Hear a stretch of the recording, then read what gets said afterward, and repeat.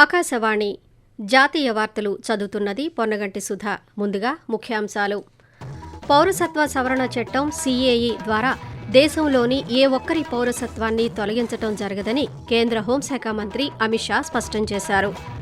కోల్కతాలో ట్రైనీ డాక్టర్పై జరిగిన అత్యాచారం, హత్య ఘటనకు సంబంధించిన కేసును దేశ అత్యున్నత న్యాయస్థానం సుమోటోగా స్వీకరించింది. ఉత్తరప్రదేశ్లోని బులంద్ షహర్ జిల్లాలో ఈరోజు జరిగిన ఘోర రోడ్డు ప్రమాదంలో 10 మంది మృతి చెందారు. భారతదేశం, కువైట్ల మధ్య శతాబ్దాల నుంచి స్నేహానుబంధం కొనసాగుతోందని కేంద్ర మంత్రి డాక్టర్ ఎస్ జైశంకర్ అన్నారు. ఇక వార్తల వివరాలు. పౌరసత్వ సవరణ చట్టం సీఏఏ ద్వారా దేశంలోని ఏ ఒక్కరి పౌరసత్వాన్ని తొలగించడం జరగదని కేంద్ర హోంశాఖ మంత్రి అమిత్ షా స్పష్టం చేశారు. దానికి బదులు అర్హత కలిగిన పౌరులకు హోదా కల్పించటమే చట్టం చేసే పని అని అన్నారు. సీఏఏ అన్నది పౌరసత్వాన్ని మంజూరు చేయడానికే ఉద్దేశించినదని పేర్కొన్నారు. పౌరసత్వ సవరణ చట్టం కింద 188 మంది హిందూ ప్రవాసులకు అమిత్ షా ఈరోజు అహ్మదాబాద్లో జరిగిన ఒక కార్యక్రమంలో పౌరసత్వ ధృవీకరణ పత్రాలను పంపిణీ చేశారు. ఈ సందర్భంగా ఆయన మాట్లాడుతూ భారతదేశంలో ఆశ్రయం పొందిన వ్యక్తులకు పౌరసత్వ ధృవీకరణ పత్రాలను పంపిణీ చేస్తామని పేర్కొంటూ, क्योंकि ये सीए सिर्फ देश में बस रहे लाखों लोगों को नागरिकता देने का कार्यक्रम नहीं है। सीए देश में बस रहे लाखों शरणार्थियों को न्याय देने का और अधिकार देने का कार्य। ये कानून में किसी की नागरिकता लेने की कोई प्रोविजन नहीं है। ये कानून नागरिकता देने का कानून। उनकी प्रताड़ना पड़ोसी देशों में तो हुई क्योंकि वो हिंदू थे, जैन थे, बौद्ध थे, सिख थे, मगर उनकी प्रताड़ना अपने देश में भी हुई, यहाँ पर भी हुई। लाखों करोड़ों लोग 3-3 पीढ़ियां हो गई, न्याय के लिए तरसते रहे. భారతదేశం, కువైట్ల మధ్య శతాబ్దాల నుంచి స్నేహానుబంధం కొనసాగుతోందని కేంద్ర విదేశాంగ శాఖ మంత్రి డాక్టర్ ఎస్ జైశంకర్ అన్నారు. అధికారిక పర్యటన నిమిత్తం ఈరోజు కువైట్కు ఆయన చేరుకున్నారు. Kuwait crown prince Sheikh Sabah Al ఖాదిల్ Al Sabah Al Ahmad Al Mubarak Al సబాను ఆయన కలిశారు. ఈ సందర్భంగా కేంద్ర మంత్రి సామాజిక మాధ్యమం ద్వారా స్పందిస్తూ 2 దేశాల మధ్య భాగస్వామ్యం క్రమంగా విస్తరిస్తోందని అన్నారు. ఈ బంధాన్ని ఉన్నత స్థాయికి తీసుకువెళ్లడంలో ఈ పర్యటన దోహదపడుతుందని తెలిపారు. కాగా ఈ పర్యటనలో ఇరు దేశాల మధ్య రాజకీయం, వాణిజ్యం, పెట్టుబడులు, ఇంధనం, భద్రత, సాంస్కృతిక రంగాల్లో ద్వైపాక్షిక సంబంధాలను సమీక్షించనున్నారు. అలాగే పరస్పర ప్రయోజనాలకు సంబంధించిన ప్రాంతీయ, అంతర్జాతీయ అంశాలపై కూడా ఇరుపక్షాలు అభిప్రాయాలను పంచుకోనున్నాయి. కోల్కతాలో ట్రైనీ డాక్టర్పై జరిగిన అత్యాచారం, హత్య ఘటనకు సంబంధించిన కేసును దేశ అత్యున్నత న్యాయస్థానం సుమోటోగా స్వీకరించింది. భారత ప్రధాన న్యాయమూర్తి జస్టిస్ డివై చంద్రచూడ్, న్యాయమూర్తులు జేబీ పార్దివాలా, మనోజ్ మిశ్రాలతో కూడిన త్రిసభ్య ధర్మాసనం ఈ నెల 20వ తేదీన ఈ కేసుపైన విచారణ చేపట్టనుంది. కోల్కతాలోని ఆర్జీకర్ వైద్య కళాశాలలో ఈ నెల 9వ తేదీన పోస్ట్ గ్రాడ్యుయేట్ ట్రైనీ వైద్యురాలిని అత్యాచారం చేసి హత్య చేశారు. ఈ సంఘటన దేశవ్యాప్తంగా నిరసనలకు దారితీసిన నేపథ్యంలో సుప్రీంకోర్టు ఈ కీలక నిర్ణయం తీసుకుంది. ఉత్తరప్రదేశ్లోని బులంద్ షహర్ జిల్లాలోని సేలంపూర్ పోలీస్ స్టేషన్ పరిధిలో ఈరోజు జరిగిన ఘోర రోడ్డు ప్రమాదంలో అక్కడికక్కడే 10 మంది మరణించగా మరో 37 మంది గాయపడ్డారు. ఈ ఘటనలో కార్మికులను ఇళ్లకు తీసుకువెళుతున్న ఒక వ్యాన్, ఒక ప్రైవేటు బస్సు పరస్పరం ఢీకొన్నాయి. దీంతో వ్యాన్లో ప్రయాణిస్తున్న 10 మంది కార్మికులు అక్కడికక్కడే మరణించారు. ఘటనా స్థలానికి చేరుకున్న పోలీసులు క్షతగాత్రులను వెంటనే ఆసుపత్రికి తరలించారు. కాగా ఈ ప్రమాదంలో చనిపోయిన వారంతా అలీగఢ్ జిల్లా రాయ్పూర్కు చెందినవారని పోలీసులు తెలియజేశారు. జిల్లా కలెక్టర్ చంద్రప్రకాశ్ సింగ్, ఎస్పీ శ్లోక్ కుమార్ ఆసుపత్రికి చేరుకుని క్షతగాత్రులను పరామర్శించారు. బాధితులకు మెరుగైన వైద్యం అందించాలని సిబ్బందిని ఆదేశించారు. చెన్నై పర్యటనలో భాగంగా స్థానిక ఐసీజీ ప్రాంతీయ ప్రధాన కార్యాలయంలో ప్రాంతీయ సముద్ర కాలుష్య ప్రతిస్పందన కేంద్రాన్ని రక్షణ శాఖ మంత్రి రాజ్నాథ్ సింగ్ ఈరోజు ప్రారంభించారు. ఈ కేంద్రం ఒక ప్రాంతంలోని వివిధ దేశాల మధ్య సమన్వయాన్ని పెంచేందుకు కృషి చేస్తోంది. అలాగే దేశాల మధ్య సమాచార భాగస్వామ్యాన్ని మరింత మెరుగుపరుస్తుందని అధికార వర్గాలు తెలియజేశాయి.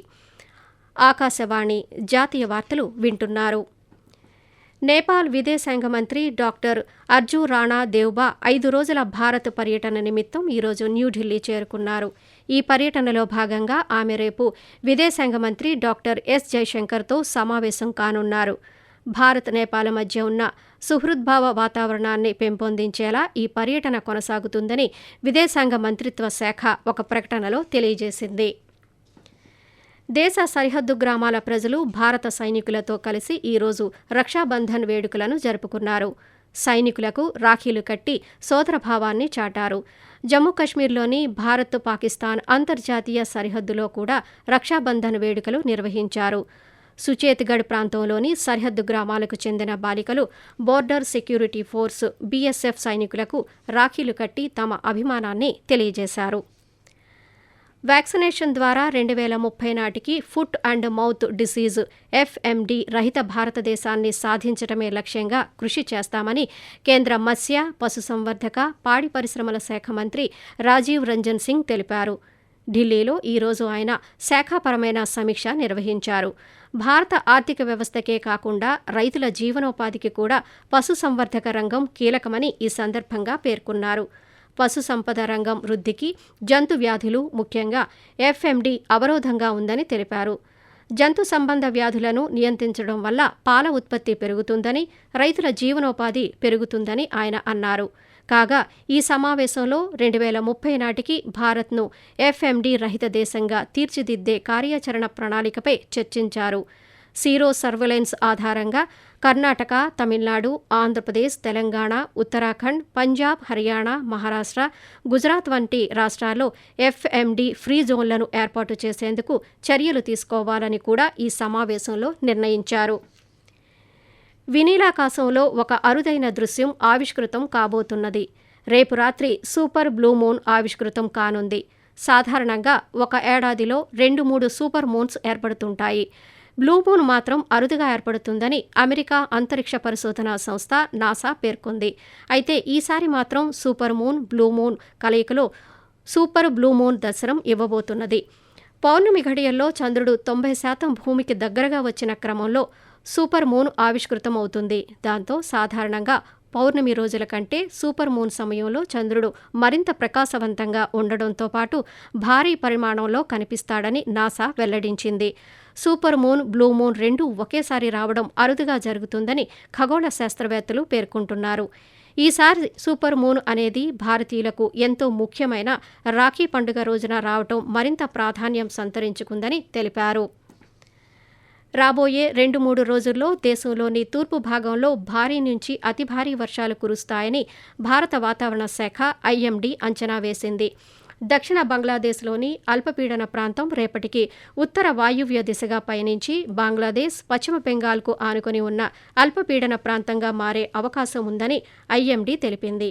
ఈ ప్రభావంతో ఈ నెల 20వ తేదీ వరకు గంగానది పశ్చిమ బెంగాల్, ఒడిశా, ఝార్ఖండ్, బీహార్, సబ్ హిమాలయన్ పశ్చిమ బెంగాల్, సిక్కిం, అస్సాం, మేఘాలయ, నాగాలాండ్, మణిపూర్, మిజోరాం, త్రిపురలో భారీ నుంచి అతి భారీ వర్షాలు కురుస్తాయని ఆ శాఖ అధికారులు పేర్కొన్నారు.